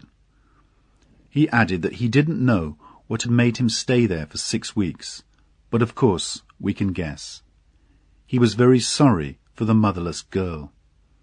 It appears Cornelius frequently shouted at her, although he was too cowardly to hit her. "Call me father, and with respect too," he used to scream into her face. "Your mother was an evil woman, and you're evil as well." The girl usually put her hands over her ears and ran away, while Cornelius chased her, shouting wildly and often throwing dirt at her. But sometimes she used to listen in silence, staring scornfully at him and replying with a poisonous word or two. Jim told me he could not leave the house while the poor girl was so unhappy. His conscience would not let him. But every day he received another message that there were plans to drown, shoot, or poison him, and he realized he was in great danger. He no longer slept well at night. He noticed that Cornelius was acting very strangely, giving hesitating answers to Jim's questions, creeping secretly round the house in the dark, and having mysterious meetings with people at night. One night, however, Jim was woken by the girl. She was holding a burning torch high above his head and was whispering, "Get up! Get up!" He jumped to his feet, and she put his gun into his hand. "Can you fight 4 men?" she asked. He answered politely, "Certainly, whatever you want," and followed her outside. On the veranda he noticed that Cornelius's bed was empty. The girl led him away from the house towards the trading post buildings. She turned and whispered to Jim, "They were going to attack you while you slept." Jim felt miserably disappointed. He did not want to hear any more about these attempts to kill him.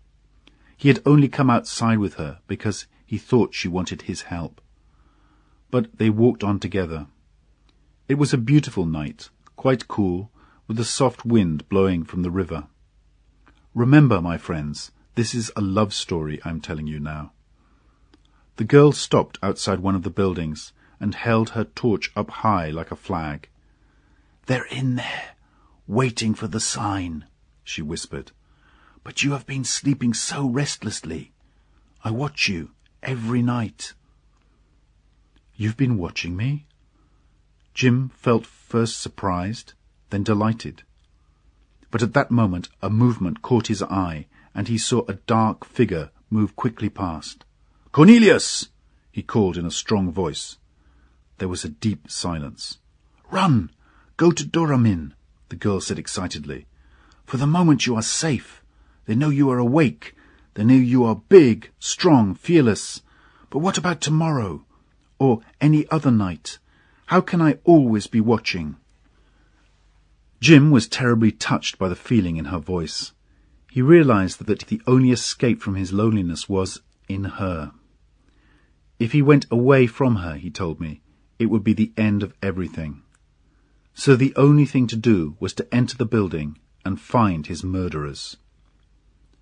He moved forward, and the girl, understanding his plan, ran round to the side of the building and put her torch through the open window so that he had enough light to see. Jim threw open the door and went in. From a dark corner a man ran towards him holding a knife. Jim shot him in the head and killed him. 3 more men came forward, holding out their empty hands to show they had no weapons. "Walk outside," Jim ordered. At the door he was joined by the girl, still holding the torch. Her black hair fell to her waist, and her white dress touched the ground as she walked. The 3 men walked in front, followed by Jim and the girl, until they reached the river. "Jump!" shouted Jim, and the men jumped. Jim watched them swim into the distance. He turned to the girl. His heart seemed suddenly to grow too big for his chest, and he was unable to speak. They looked at each other for a long time. Then she threw the burning torch far into the river. The calm, soft starlight came down on them. It was one of those nights that seem made for love. I don't suppose he could express himself very well, but there are moments when our souls need silence more than words. I met the girl, of course, on my visit. She had a child's sensitive face and moved quickly and lightly, like a little bird. Her skin was smooth, and her hair a deep blue-black flowing thickly onto her lovely shoulders. She spoke and understood quite a lot of English, and used to listen carefully to our conversations, keeping her big, clear eyes fastened on our lips. Her love for Jim surrounded him completely. I felt I could almost touch it. I suppose you think I, too, am romantic, but I'm just telling you what I saw. I realized she loved him deeply and jealously, but what she was jealous of I did not know. After all, the land, the people, the forests were on her side, guarding Jim day and night and keeping him prisoner. Even Tamby Tam, ready to die for the Twan, was proud to guard Jim. And the girl herself, I believe, never went to sleep until Jim and I had separated for the night. More than once I saw her and Jim through the window of my room stand quietly together on the veranda. 2 figures very close, his arm around her waist, her head on his shoulder. He called her Jewel. Pretty, isn't it? A strange name, of course, but it probably explained the surprising story I had heard on my way to Patusan, in a village about 300 kilometers south of there. Local people told me that the mysterious white stranger who had taken control of the area had discovered a very large and valuable jewel. As he was often seen walking with a girl, behaving with great respect and care towards her, it was supposed that she wore the white man's jewel hidden in her dress. It was true that Jim took the girl on evening walks, and that romance had taken hold of him, but the rest of the story was just imagination. He did not hide his jewel. In fact, he was extremely proud of it. I love her dearly," he told me. "You see, it's so wonderful when you feel you're needed by someone. And her life was so awful before. She trusts me to take care of her, and I will, you know. I've been here only 2 years now, and I really can't imagine living anywhere else. The thought of the world outside is enough to frighten me because—" and he looked down at his boots. I haven't forgotten why I came here. Not yet. We walked by the river in silence for a few moments. Isn't it strange that all these people who would do anything for me will never understand? If you ask them who is brave, who is faithful, who they would trust with their lives, they would say, "Tuan Jim." But they can never know the real truth. He paused again. It doesn't matter. I am almost happy with what I've done. And they believe in me. That's what they've done for me. I shall always remain here. When he left me, I saw the girl's white figure coming towards me. She had clearly been waiting for this opportunity. She wanted something simple but impossible. A promise, an explanation. Because she had grown up in Patusan and knew nothing of the strange world outside, her one great fear was that Jim, who had come from there, would one day return to it. She had watched us closely and listened to all our conversations, afraid perhaps that I was planning to take Jim away from her. And now she spoke to me, desperate to know what her fate would be. I was deeply touched by her helplessness. She was young, beautiful, and very unhappy. "He promised he would never leave me," she whispered, holding her lovely head in her hands. "Why don't you believe him?" I replied. "I certainly won't take him away." "They always leave us," she said, even more quietly. "I don't want to suffer like my mother. She cried bitterly while she was dying. My father also promised never to leave, you know." "Ah, but Jim isn't like that," I said. She was silent. It seemed strange to me. "What has he been telling you?" "I don't know," she cried miserably. "He says there's something he can never forget."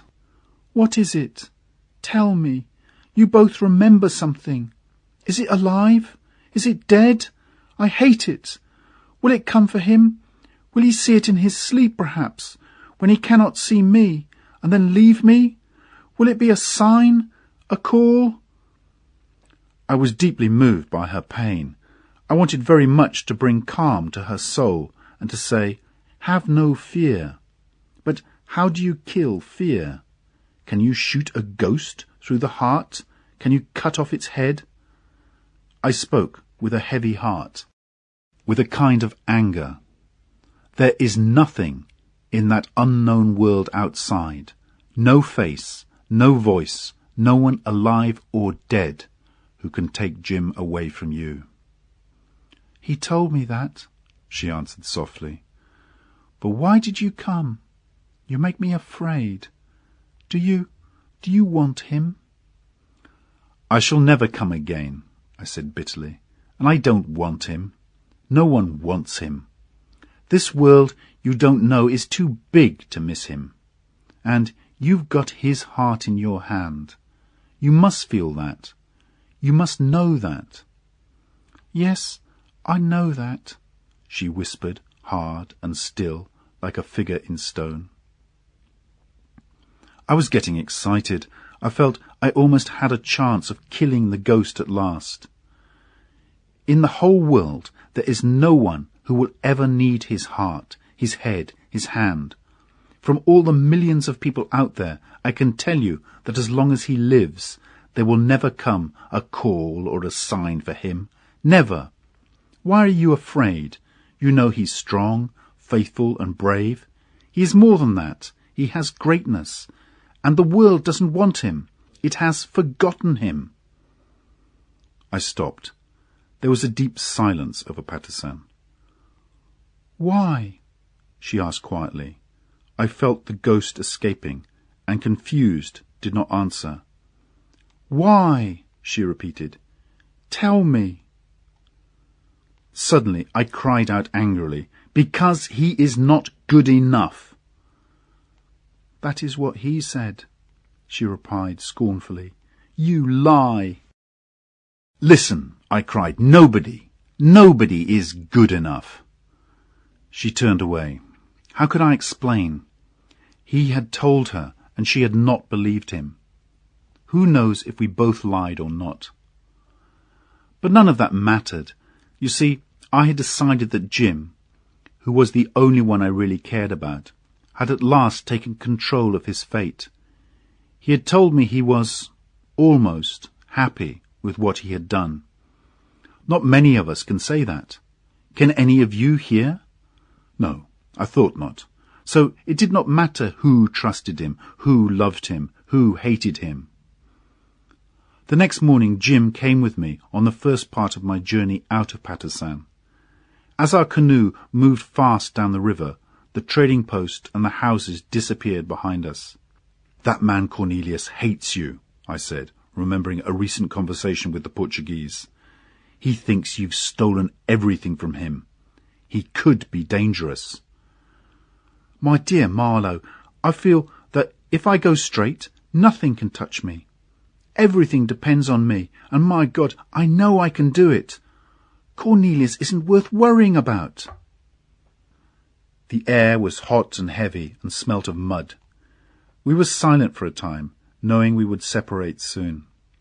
Suddenly the sky seemed to widen. There was a freshness in the air, and at last we were out of the jungle. Ahead of us was the open sea. I breathed deeply. I felt free again. The girl was right.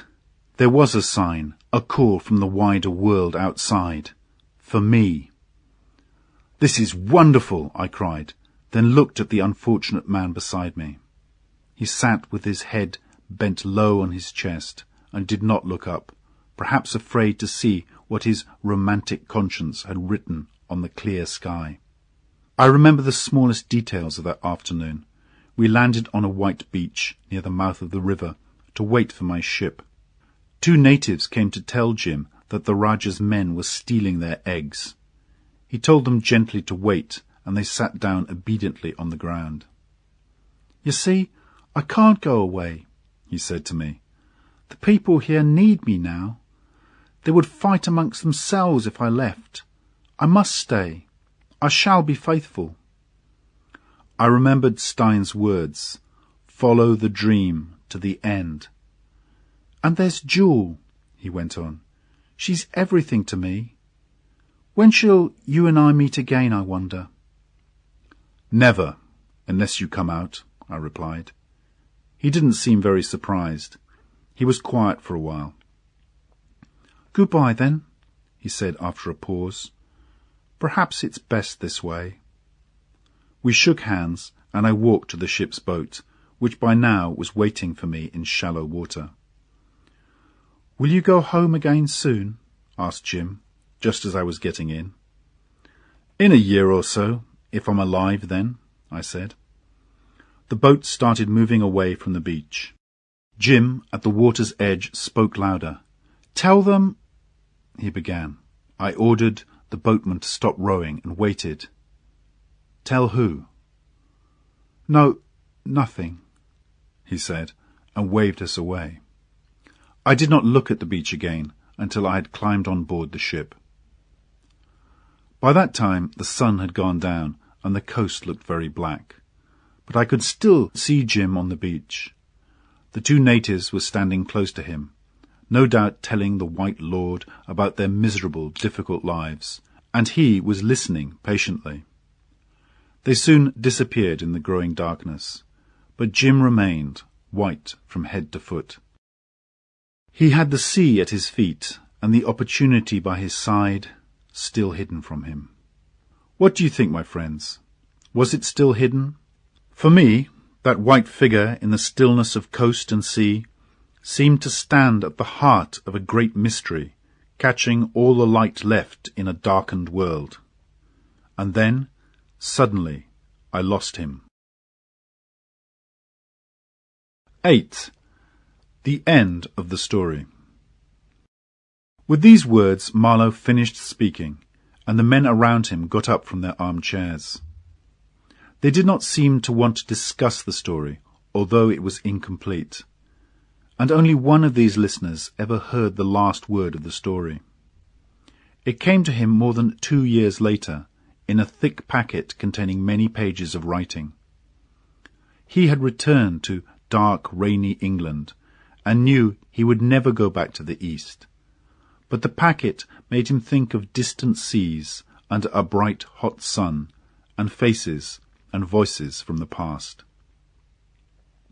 He opened Marlowe's letter to him and began to read. I don't suppose you've forgotten Jim. You alone have shown interest in him, although you did not agree that he was in control of his fate. Well, you must judge for yourself now. Here is Jim's last message to the world, a greyish piece of paper, on which he wrote simply, An awful thing has happened, and then, I must now at once. Nothing more. I imagine he could not describe the true horror of what he saw. I can understand that. I also send you an old letter, which was found carefully put away in his desk. It is from his father, and Jim probably received it a few days before joining the Patna. The good old vicar writes 4 pages of fatherly advice and family news. The mother and daughters send all their love to their sailor son and brother. Jim never answered it, but he kept it lovingly all those years. Who knows what conversations his suffering soul had with those clear-eyed, ghostly figures living their peaceful lives in that quiet corner of the world. And in the rest of this letter, I will tell you the end of Jim's story. It is a real adventure, romantic beyond the wildest dreams of his boyhood, but with an ending that seems in some way unavoidable. Something like this had to happen. I have found out almost all the details, but I wonder how Jim himself would tell the story. It is hard for me to believe that I shall never hear his voice again, or see his fresh, young, excited face. About a year ago, I arrived at Samarang and went to visit Stein as usual. I was surprised and pleased to see Tamitam, Jim's servant, at Stein's house, and hoped that perhaps Jim had come on a visit. But as soon as I met Stein, I realized something was wrong.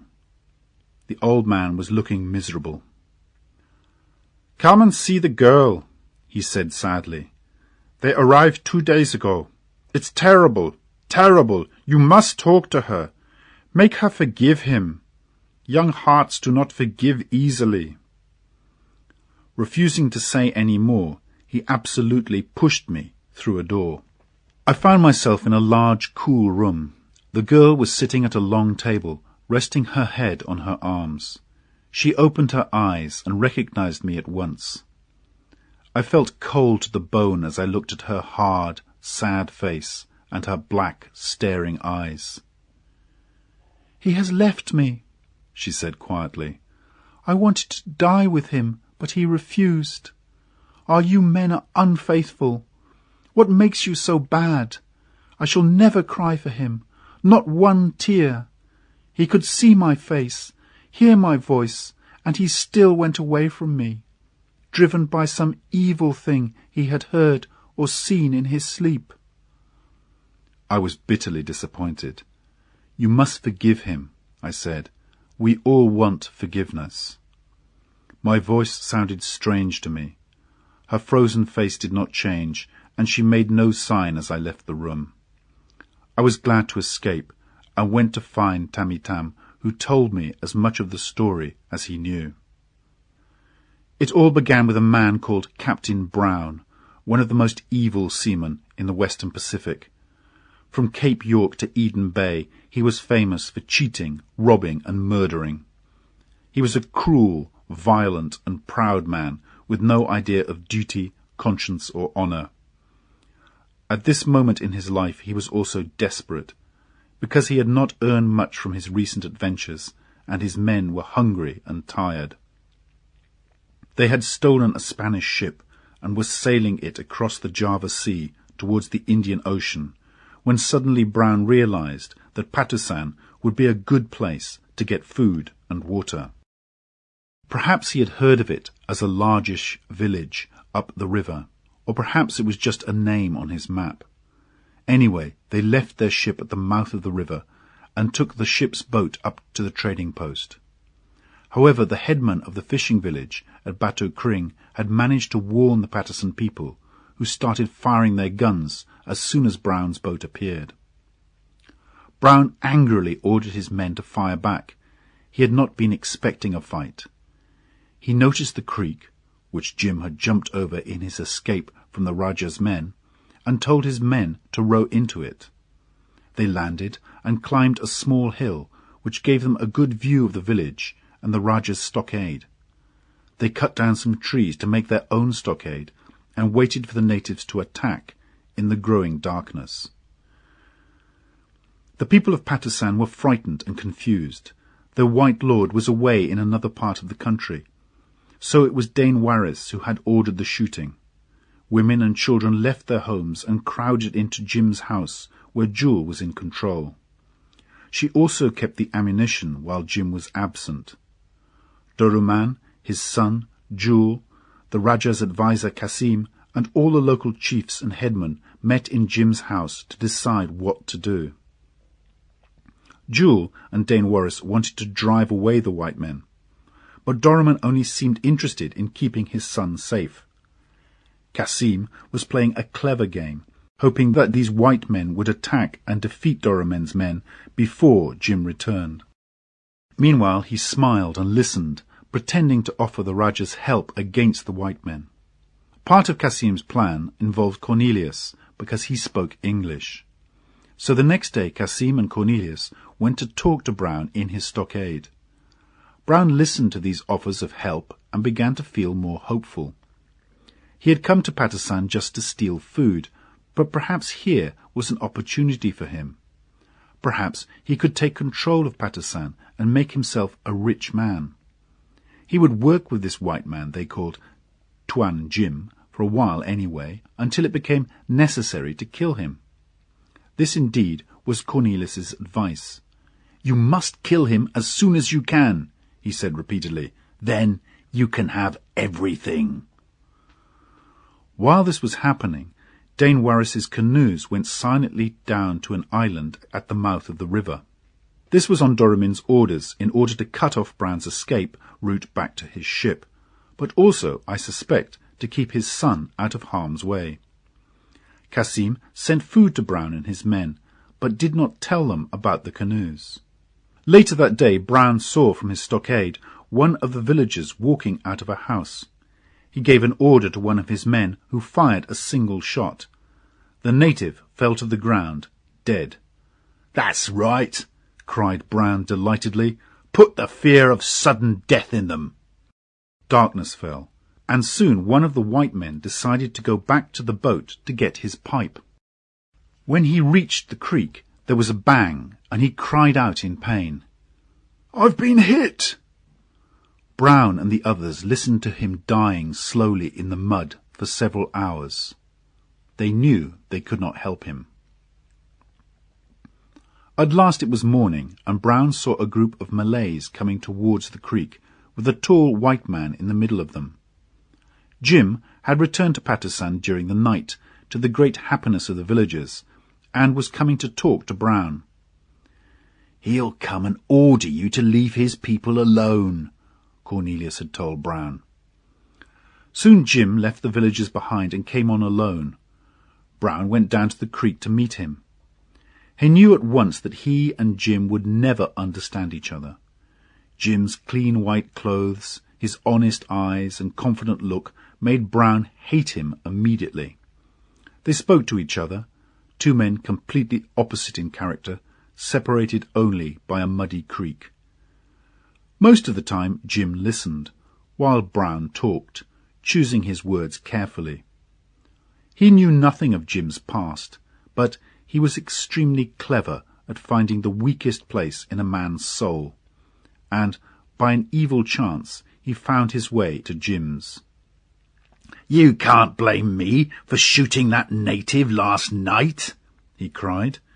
"If you have to save your own life in the dark, you don't care how many other people die, do you? I know I've done wrong in the past, but what about you? Why did you come and bury yourself here? You're no better than I am. Don't be a coward. There are 200 of you to every one of us. Either come and fight us, or let us go." Jim's face was like thunder. Finally, after a long silence, he replied, "Well, if you promise to leave the coast, we will let you go, and not fire on you unless you fire first." He turned away. The conversation was at an end, and Jim went back to the village to speak to Doramin and the headman. Some of them were doubtful about allowing the white men to leave. "They are cruel, evil robbers who have killed one of us," they cried. "We should kill them." But Jim said gently, "They have done evil things, certainly, but fortune has not been kind to them. Men can act badly sometimes, and still not be completely evil. It is best to let them go on with their lives." He paused, then went on, "Have I ever given you bad advice? Trust me, I am ready to answer with my life for any harm that comes to you if the white men are allowed to go." All the headmen gave their opinion. Most of them simply said, "We believe Tuan Jim. We will do what he advises." And so it was agreed. Brown and his men were allowed to leave the hill, get into their boat, and row out of the creek into the river. That evening, Jim sent Tam-i-Tam down the river with a message for Dane Warris. "Tell him that his men must not fire at the whites when they leave. That is the agreement here." "It is an important message," said Tam-i-Tam. "Give me a sign for Dane Warris, so that he knows these words come from you." Ever since Jim came to Patusan, he had worn Stein's silver ring. Everyone knew the ring, as it had been Doramin's present to Stein long ago. Jim now took it off his finger and gave it to Tam-i-Tam as a sign for Dane Warris.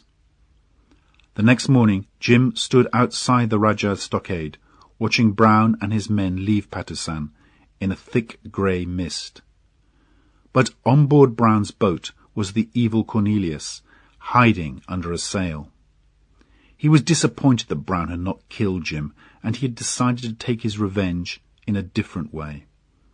He had promised to show Brown another creek, which led to the small island further down the river, where Doramin's son and his men were waiting with their canoes. It was easy for Brown, who saw the chance to take revenge for his own misfortunes. Dane Warris and his men, with Tam-i-Tam, were watching the bigger creek, and did not expect anyone to attack from the narrow creek behind them. When Brown's men fired their guns, several natives fell, including Dane Warris, who was shot through the head. The others ran away, screaming with fear.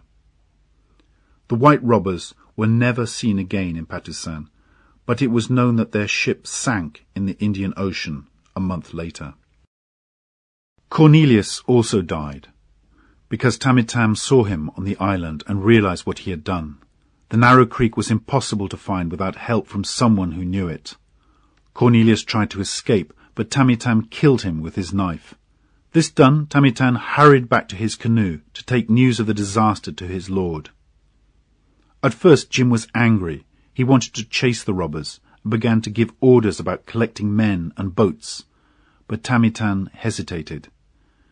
"Forgive me, Tuan," he said, ashamed, "but it is not safe for me, your servant, to go among the people." Then Jim understood the awful truth. He had run away from one world, and now his new world, the one he had made with his own hands, was falling around him. He sat silently like a stone figure, while Tam-i-Tam talked of fighting, and the girl talked of danger. Who can tell what thoughts passed through his head? I think it was then that he tried to write to somebody, and could not finish the message. Loneliness was closing on him. People had trusted him with their lives, but they would never be able to understand him. Meanwhile, in the village there was great sadness and anger, as the body of the chief's son was brought home by canoe. Doramin looked at his dead son, and slowly, very slowly, took Jim's silver ring off the cold, stiff hand. The crowd cried out in horror when they saw that well-known ring. And Doramin suddenly let out a great violent shout, deep from the chest, like a wounded animal, a cry of pain and anger. Then there was silence. At about this time, Jim left his house and started walking towards the river. "Time to finish this," he said. The girl followed him, calling out, "Won't you fight?" "There is nothing to fight for," he replied. "Won't you escape?" she cried again. "There is no escape," he said. "So you are leaving? Don't you remember you promised you would never leave me?" "Enough, poor girl," he answered. "If I stayed, I would not be worth having." She ran to him and, crying bitterly, held him in her arms. "I shall hold you like this. You are mine." Jim pulled himself away, looked into her face for a long moment, then ran to the water's edge. He jumped into a canoe with Tammy Tam, and as they moved away, the girl screamed, "You are unfaithful!" "Forgive me," he cried. "Never!" she called back. "Never!" When Jim arrived at Doramin's stockade, the crowd of crying, confused people separated, respectfully and fearfully, to allow him to enter. He walked slowly through them, right up to the old chief, who was sitting in his usual chair, with the gun on his knees. Doramin's wife was bending miserably over her son's body, which was covered with the sheet.